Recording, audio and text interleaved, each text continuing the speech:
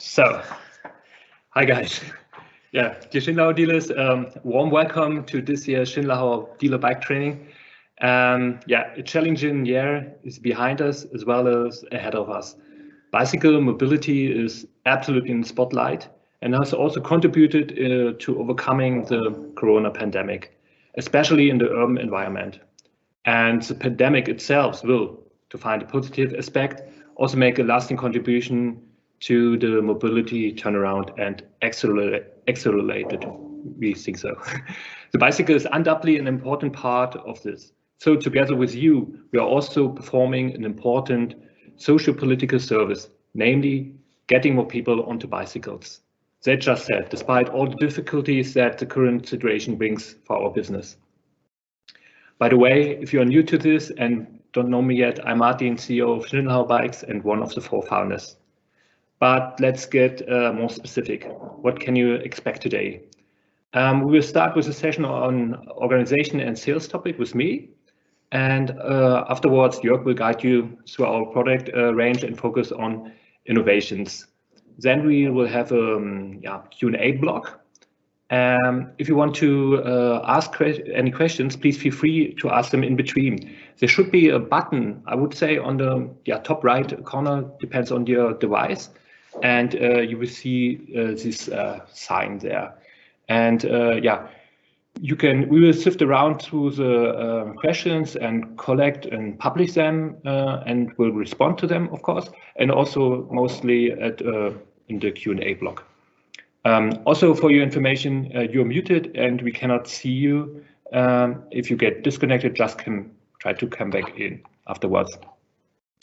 After that, we will have a short break and continue with the popular technical service part with my colleagues Manuel and Sebastian. And in the end, we will try to answer all your questions.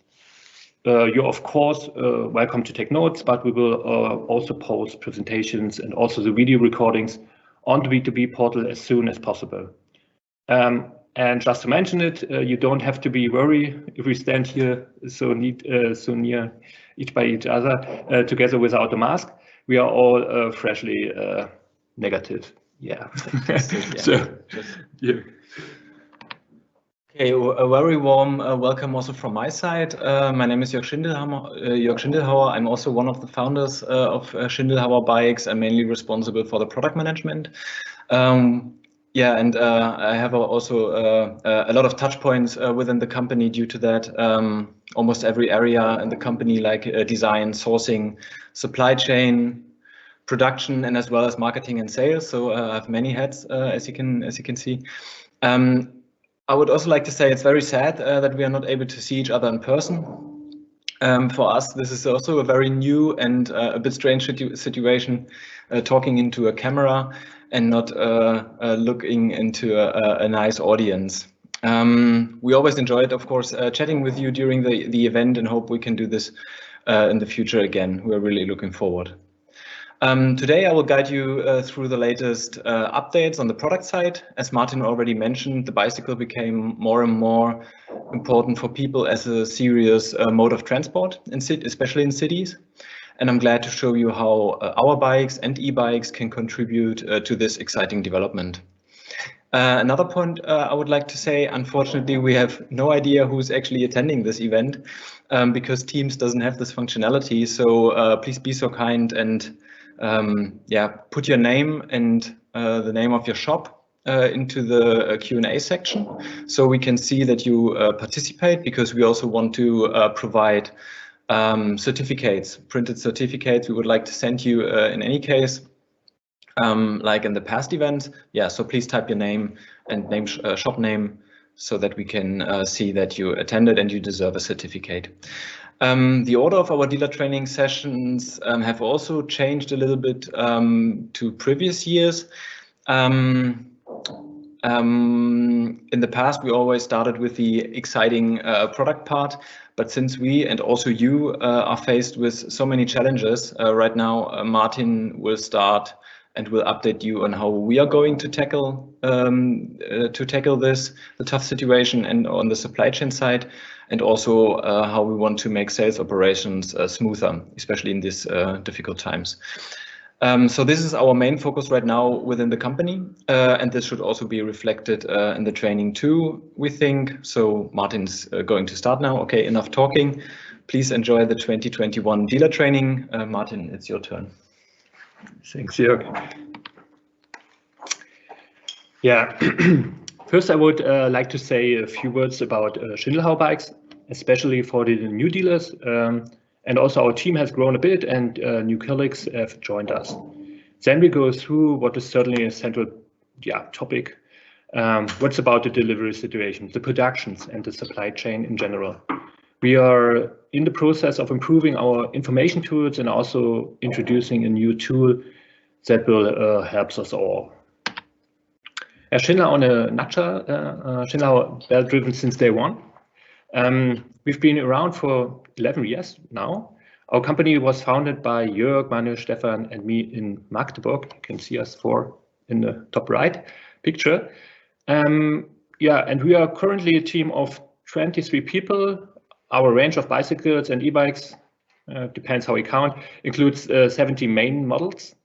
The model year 2021 includes nearly 400 article numbers, and a few new ones are introduced to you today. We work together with about 130 mainly specialized bicycle dealers worldwide. And we do a lot of stuff in-house and work on many fronts. We develop 100% of the bikes from design to model making to concrete specifications of the components. Purchasing and production take place in cooperation with our production partner.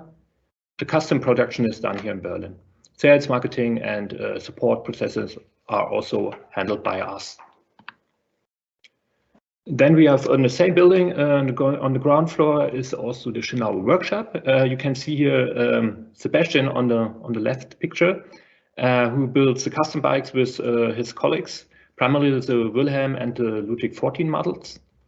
And on the right, there is Andre, who packs the parcels for you and other customers, almost 6,000 a year. In 2020, by the way, plus 20% then in 2019. Who's new to the team? One newcomer is Lena Menge. Lena's taking care for you, and many will certainly have had contact with her. Lena has also previously worked at a bicycle dealer and is therefore well familiar with your typical processes and problems. Then we got Martin. My namesake Martin has taken over our social media channels and is responsible for them. So if you want to coordinate certain actions here, please contact Martin with confidence.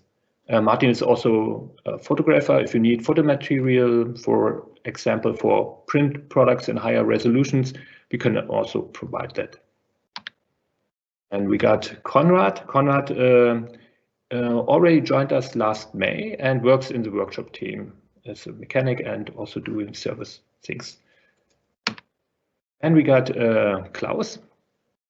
Klaus has pretty broad scope with which can be perhaps be described as best as a content manager, but he's also working intensively on the design of our website, which will be relaunched this year.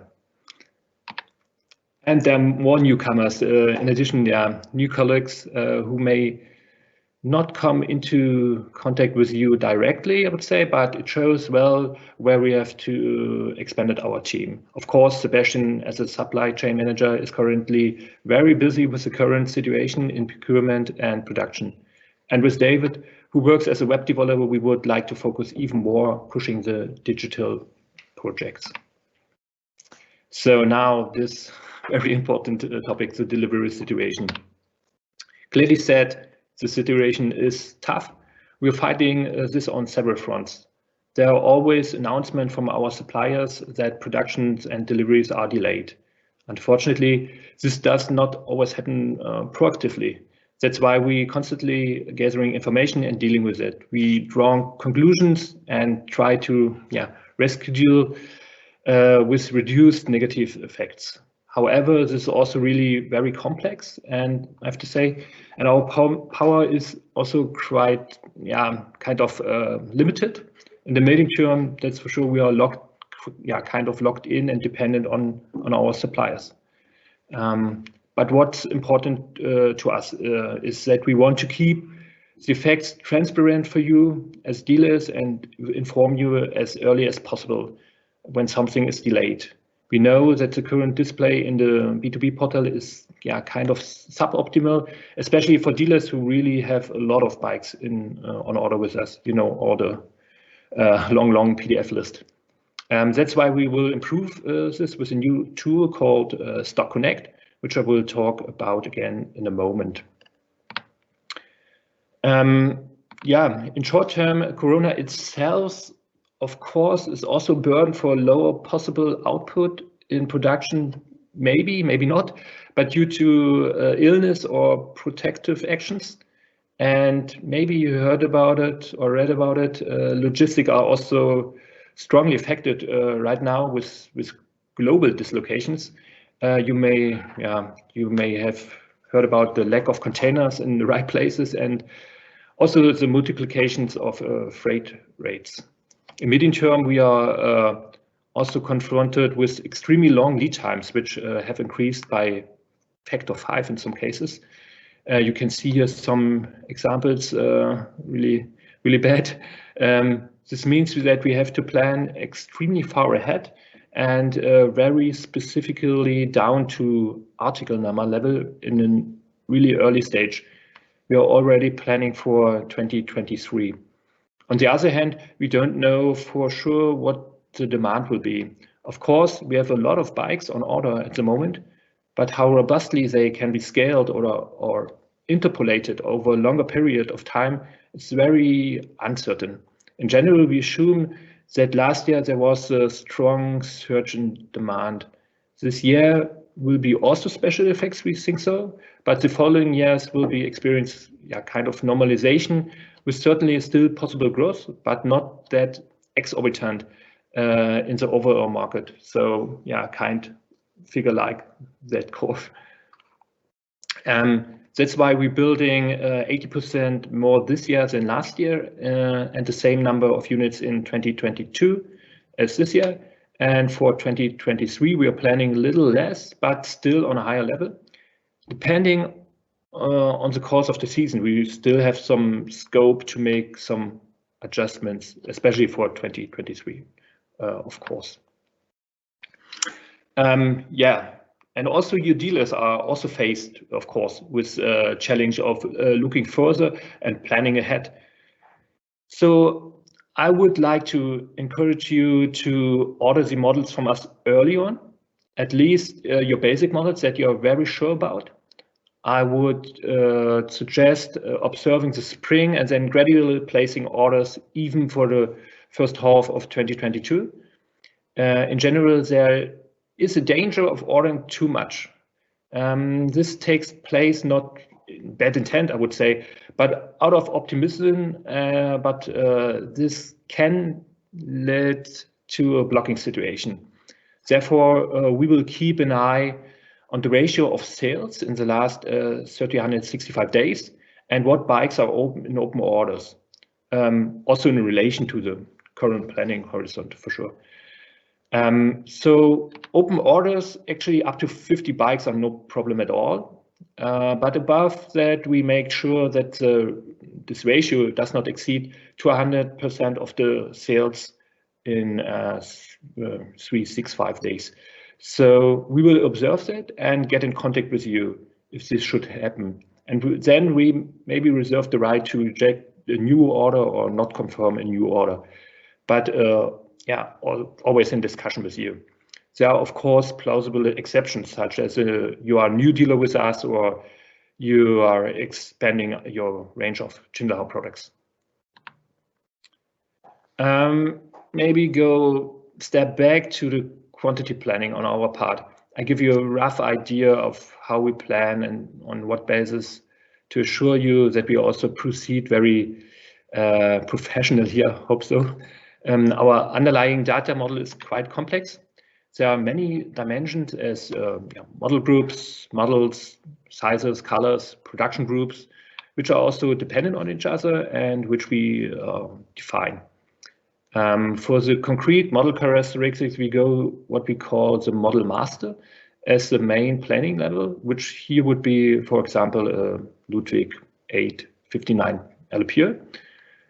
Main measurement number is how often or how many models was ordered within the last 365 days, and this number is always running. We look at when the model could be produced again as soon as possible, and when production would be then realistic again. Until then, the available quantity must be sufficient again. And since the Ludwig, let's say Ludwig 859 LPR can't be produced on its own here, but is to run as a part of a production of classics, I would name it, we would also have to cluster this.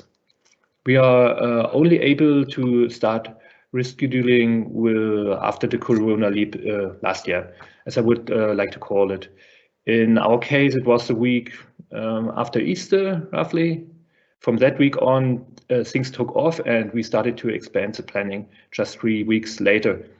However, the classic model planning for 2021 was already taken in place for the spring, which is why we scheduled a second production run for the late summer, for example, which we will postpone for the most models, sadly, primarily due to this tech pro problem at the beginning of actually next year. Of course, there are also hidden effects in our that are not hidden in our historical data, such as new models and how they are positioned in the market. What is the competition doing? How's the market penetration developing in other countries and so on. But we are not only facing longer delivery times, also most of the suppliers are increasing prices. So we also have to increase our prices. On Monday, a newsletter was sent to you with new prices, with new RRPs. It has to be said that we absorb more than the half of the increase by ourselves. On average, the price has been raised by us about below 3%. However, the increase is quite moderate compared to the rest of industry, I would dare to say.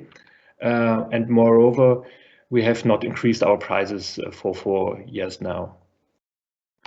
And in the following mode, which we think is also quite fair for you as dealers, the prices will be changed.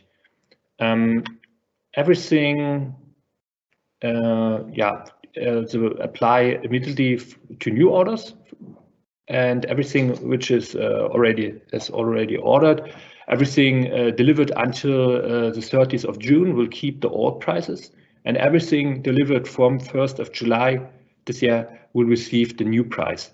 This ensures as far as possible that you do not have to adjust the price for the end customers that have already concretely ordered for the spring, respectively to reduce your dealer margin as a second option. So now I would like to use the new tool Stock Connect. In principle, in the first step, it's not black magic. It's only better interactive tables in the B2B portal. We would like you to mark which bike is assigned to customers and which one you would like to provide as a demonstrator. You can assign references, customer names for better orientation for you, but also for us, and as an orientation in communication and also for delivery. You can postpone the delivery of bikes. I will show you later concretely. We will mark bikes or the system or the tables will mark highlight bikes for which the expected delivery date has changed, so that you always have the current overview and can easily recognize the changes. You will not have to search through the PDF list anymore, and we will not have to write emails all the time. In addition, we would not only update information once a day, but more often. Indirectly, you help us also to plan more robustly or earlier.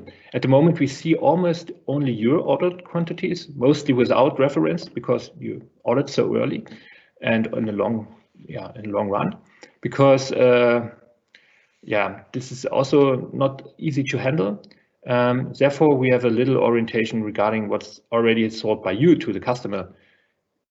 If you mark the bikes accordingly, we will have more robust basis for planning much earlier and might have be more courage in planning the production quantities. With the spoiler again, website relaunch this year, we will revise the dealer map and send you leads. Interested customers can see which bikes you have available. This will help us avoid customer frustration due to false expectations, and dealers get prepared for interested customers. Another benefit will be the possibility of also displaying available stock information at the dealers when we display our stock on our website. This means that if we have no longer have a specific model on stock, or when it's not available at a short time, we can also display the premium dealers' available stock. This also relieves the customers of having to phone through all the dealers and shortens the waiting time. So in all, I would dare to say this could be a win-win-win situation. And we still need a little time for implement the data flow and to make it easy as possible for you to use. But I can show you directly. So win-win-win. We'll start in March with the B2B tables and the other stuff with the relaunch of the website. So here's a concrete design preview.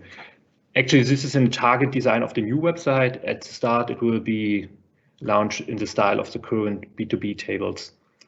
In the first view, here's some sections. In the first view, you will see the ordered bicycles.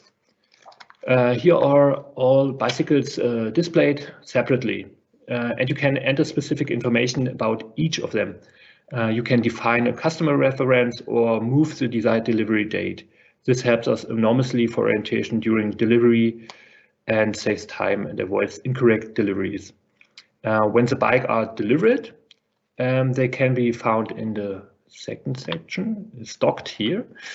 Here the bikes will also have a specific bike ID. Please specify the status of the bikes here, which ones are locked or already assigned to customers. So which are demo bikes, you can also mark here as demo, and which are not sold yet. These bikes would can be displayed on our model pages, here marked with available in green. So, and when the bike are set to sold, they can move to this.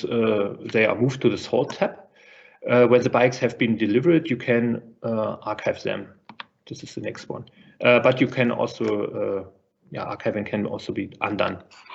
All in all, we're trying to make the Stock Connect as simple as possible for you, so that's easy to find your way around, and the maintenance effort remains as low as possible. I hope you will like it and hope for strong participation. Next new thing would be that we are also currently working on offering customers a product registration at my.schindelhauerbikes.com. The customer will then receive all the information about his bikes or also his bikes. Any spare parts can be requested. We will also make this function available for you as dealers. As an incentive, the customer will receive an extended product warranty. Then maintenance book or check book, service book will be set up. It's also possible to report theft. From time to time, we get some police inquiries, and yeah, unfortunately, we cannot. We can only help a little so far due to data protection reasons. Those who wish to do can choose that we may pass the owner's contact details to the police in case of theft. There's also the possibility of resale, where the new owner can take the service booklet from the pre-owner. And later we will also the possibility of upselling, cross-selling and information campaigns. But I can show you also the recent status live. This would be the start page, and you can register the bikes. I've already done it. You can see here there's one bike, and I could also make a new one. So when I drop in here, you can see, yeah, you have the main data to the bike, and here's this maintenance history. We can set a lot of things there, also add new files, what kind of maintenance it is, and you can have this service booklet. Here's one inside. Okay, somebody washed the bike very well, very cool. And you can report the bike as stolen. I'm the owner, and the police can receive the information. And you can also sell the bike to another customer. You get a code, and the new customer is allowed to re-registrate this bike. As I already mentioned before, we will relaunch the website this year. Not only there will be a facelift, but the website will also be structured differently. The technical foundation will also be different. Yeah, at the moment, the website runs more or less as a shop system. We have bent the shop layout a lot. After the launch, the website and the shop will be technical separate, but shop information can be still queried, displayed from the websites. In the future, it will be much easier for us to integrate certain apps and functions, such as this product registration, which actually technical-wise runs as a separate web app. And yeah, also the B2B portal will also be revised and expanded at a later date. And then we also finally have better mobile usability. Videos, yeah. I hope you have watched What Drives You video. Please feel free to help, to share, and to link. We will also focus a bit more on videos. I may already announce an Ars Opinion and Antonia video, but not allowed to reveal anything more yet. Yeah, because it's with the offline events, it's not so easy, as you can see. So this year we're keeping very low profile with offline events. On the other hand, on the one hand, because of Corona, but also because of the availability situation, we will rather concentrate on improving our system so that we can really take off when that is possible again. But if you're planning events, please feel free to contact us. We will try to help with bikes and support. My colleague Stefan is currently working on the catalog. It's rather slimmed down a bit and not quite as thick as usual. But maybe it's good to have something physical to give to the customers. But please give us feedback on how useful a catalog would be for you or is for you. We have already asked this in the German-speaking event, and the tendency was something in a slimmed down form was desired. Yeah, and if there are any unanswered questions after today's dealer trainings left, or you feel the need to discuss general topics, please arrange a video call via sales@schindelhauerbikes.de. We will then try to bring all the data to discuss and support you. And I look forward to your questions in the Q&A session. And now I will hand over to my valued colleague Jörg. Thank you and see you soon. So Jörg, now go on with your turn. Yeah. All right. All right. Thank you, Martin. Yeah, really looking forward to jump into the next session. First of all, I would like to say that the presentation is a bit different, also structured here. In the past, we tend to present the complete product range, but yeah, Martin mentioned it. We are doing this for 11 years now, so the models have really piled up. So we concentrate in this training on all the news, on updates, and on news we would like to present you. So for all other information, if you want to know a lot of like the details of the products, or if you want to know more about Schindelhauer bikes, I think it's the best way to go on our website, read the catalog in the B2B portal. We also have a lot of information about us, and also about some more technical things like family transport, like baby and child transport, for example. We have a nice presentation, and also our anniversary book, which we launched 2 years ago already, which really summarizes the history of Schindelhauer bikes, and also gives you a good overview about our product range and the philosophy behind Schindelhauer bikes. For this presentation, the agenda looks like this. We will present you news about the e-bikes, product updates here, new products as well. We have a product launch for the e-bikes, very exciting, and also some new accessories we would like to offer. We also have some news on regular bikes, like bio bikes without an e-bike system, some product updates, new products here as well, which is also exciting. And also some news about accessories, but this is a very short section. First of all, I would like to say that we are into harmonizing some model names. We realize that the large variety of models on our website can be quite overwhelming for customers. And within the scope of overhauling our website, we decided to harmonize the naming of similar models. The website will go live middle of this year, but we think it's a good idea to introduce you to this topic here already, so that you are aware of this and not confused. The first model group is Wilhelm.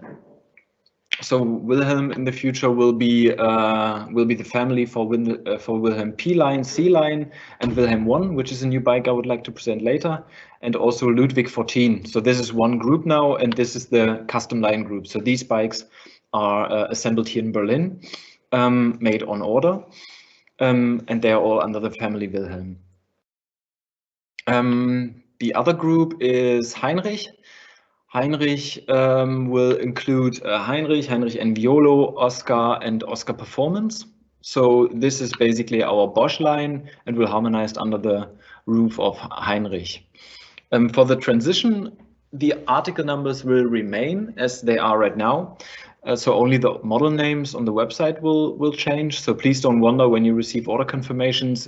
These ones will keep the old model names, but for 2020, 2022, and 2023, we will also change the internal, the naming within our organization, and also in the production planning and product planning.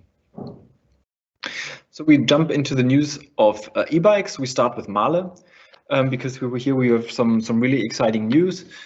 The Mahle system receives an update. All the motors are now the X35 M1 Plus rear hub motor. As you can see, it looks a little bit different. It will come in silver, of course, for the silver componentry bikes, but this motor has an improved torque modulation. It still doesn't have a torque sensor, unfortunately, but the controller is designed differently, so the torque modulation feels more natural, which is really nice. And also it has a reinforced spoke flange, so it puts us in the position to make stronger wheels as well, which is also a good improvement, we think. The new controller has a ANT Plus LEV connection. I mean, ANT Plus, most of you know this standard. It's a standard to connect a bicycle computer with sensors, for example, for measuring heart rate or for a power meter. The LEV is the light electric vehicle standard, which makes the bicycle, the e-bike itself, to a sensor. So you can connect the bike to a bicycle computer which supports this standard. There are different manufacturers of computers who support this new standard, not so new standard, but this standard. So when you look at Wahoo or Garmin or Polar, they have products in the range which support this new standard. The interesting part is what can it do for you? It shows speed, it shows battery status, it shows the total distance, it shows support level and also error codes, which is I think also quite important. But yeah, please check with the suppliers if they are compatible with the Mahle e-bikes before you offer this to your customers. Then I would also talk a bit about the Schindelhauer motor software we introduced already last year for the bikes. I would like to repeat that because it's a quite unique motor mapping from what we heard from Mahle. So what you can see here on the horizontal, you see the speed. So this is the speed of the bike. And on the vertical, it's called Max Leistung. Leistung is power output in percentage. So, and you can see here different lines, like the solid lines are the Schindelhauer mapping, and the dotted lines are the Mahle default mappings, which are more accustomed to e-road bikes. And since we are making urban bikes, we adjusted these a little bit. So on the level 1, for example, we have level 1 means the button illuminates green. It is an energy saving starting assistance. So you have a quite strong support from the traffic light, for example, and then you have like a relatively small support until 25 km/h. On the level 2, it's the button illuminates orange, is like a medium support level, but also with the starting assistance. And level 3 is the red button. It's a strong support until max speed, more or less, and gives you constant support until max speed. In general, we try to create a harmonic transition from electric support to non-support. So that's this you can see on the sloping down at the end of the curves. We always found if you have an abrupt stop of the support level, it always feels a bit unnatural. And with these sloping down, it feels more natural, and it feels nicer when you exceed above 25 km/h. Then we jump into the updates of Arthur and Antonia. We improved the internal cable routing with an integrated steering stop. This we developed together with Acros. So this basically improves maintenance. This improves also the possibility to change the stem and the handlebar. Especially for the stem, there's also a new stem design coming with this internal cable routing that you can also switch from negative to positive angle quite quickly and quite easy without disassembling the hoses, which was the case on the first generation of Arthur. We also changed to Shimano Alpine disc brakes, and this I can announce is the case for most of our bikes with disc brakes. We found too many sound issues with the Formula Cura, and for most of our customers this was not a great experience. So I mean, this is a brake, the Formula Cura is a brake which is initially designed for downhill and more sportive applications. So for these kind of riders, sound and noise might not be a big issue, but for an urban rider who rides next to other bicycle riders, they want to have a silent system. So Alpine, the Shimano Alpine disc brake was introduced this year. They also have a nice silver finish now. The technology behind it comes from Deore, so it's also a high-end tracking group. So we think for our application this is a great, good value choice. It also has the ANT Plus LEV connection, which is new. I already talked about it. And from the summer production, we will also have asymmetric rims to make stronger wheels. So here you can see it again, the Acros system. So you see that the hoses and the cables are entering the frame via the top cover of the headset. And here you can also see the Alpine, which I think really fits to the design of the bikes as well. So we come to Arthur and Antonia. These bikes we already announced last year. And so I would like to repeat what they can do for you or what they can do for your customers.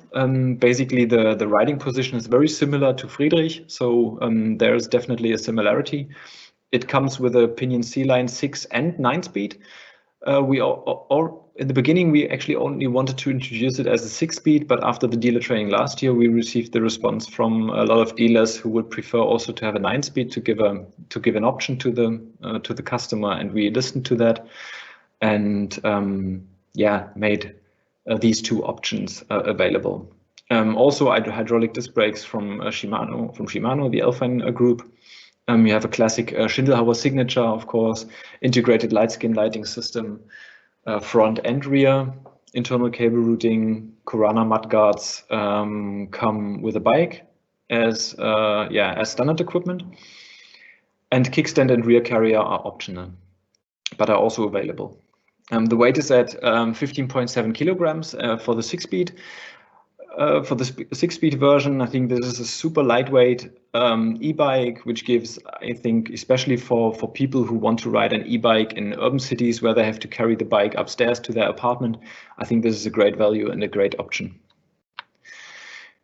Here are some more details about the bike. You can see the integration of the light, and the front light, and also the rear light. Of course, the cabling is all inside.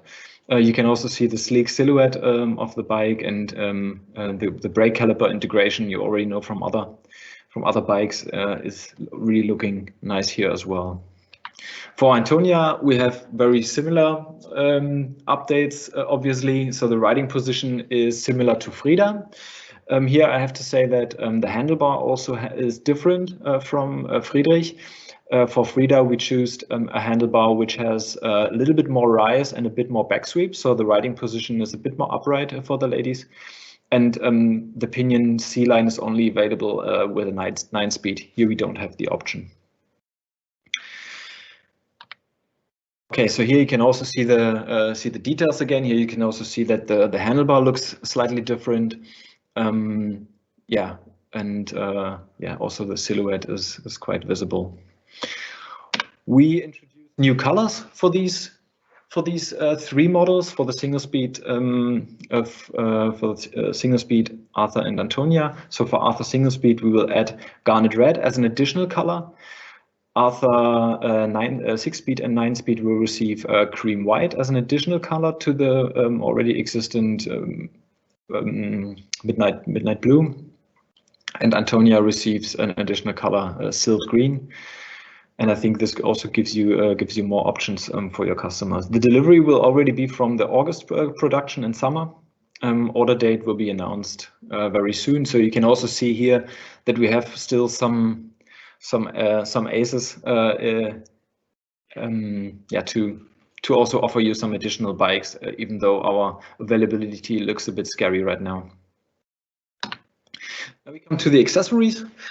As introduced last year, we have this range extender available. It's an additional 208 watt-hours battery, which can be mounted to the seat tube. There we have some threads and bosses where you can connect this to.